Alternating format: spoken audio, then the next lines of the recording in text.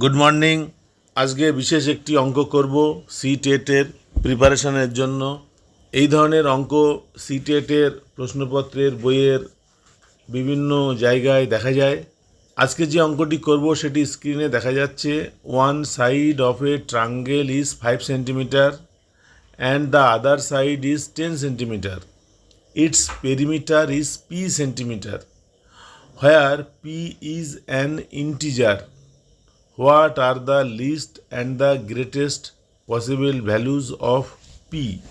আমরা ত্রিভুজের বিশেষ একটি ধর্মের কথা জানি। ত্রিভুজের যে কোনো দুটি বাহুর দৈর্ঘ্য তৃতীয় বাহু থেকে বড় হবে, এই ধারণার উপর ভিত্তি করে এই অঙ্কটি দেওয়া আছে। ত্রিভুজের একটি বাহুর দৈর্ঘ্য 5 সেন্টিমিটার, আরেকটি বাহুর দৈর্ঘ্য দেওয়া আছে 10 সেন্টিমিটার এবং অন্য একটি বাহুর দৈর্ঘ্য দেওয়া নেই, কিন্তু পেরিমিটার দেওয়া আছে p সেন্টিমিটার। আমরা ধরে নিচ্ছি অন্য বাহুটির দৈর্ঘ্য হলো x সেন্টিমিটার।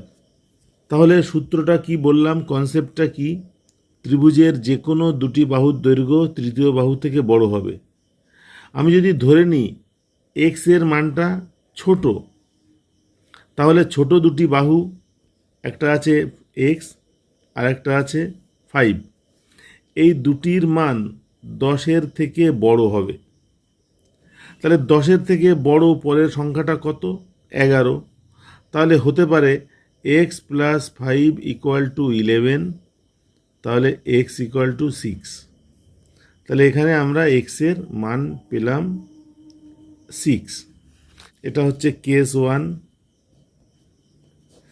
এবার কেস 2। দ্বিতীয় কেসে আমরা ধরে নিই যে x এর মানটা 10-এর থেকে বড়। সব থেকে ছোট দুটো বাহু হচ্ছে 5 এবং 10। তাহলে তৃতীয় বাহু x, সেই মানটা ছোট দুটো বাহুর যোগফলের থেকে বড় হবে। তার মানে 15 > x। উল্টোভাবে বললে x < 15।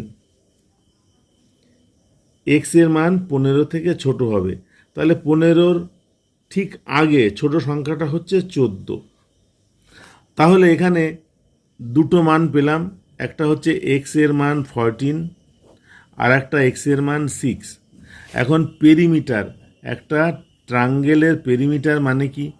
তিনটে বাহুর দৈর্ঘ্যের যোগফল। এটা যদি 5 হয়, এটা যদি 6 হয়, এটা যদি 10 হয়, তাহলে পেরিমিটার কত?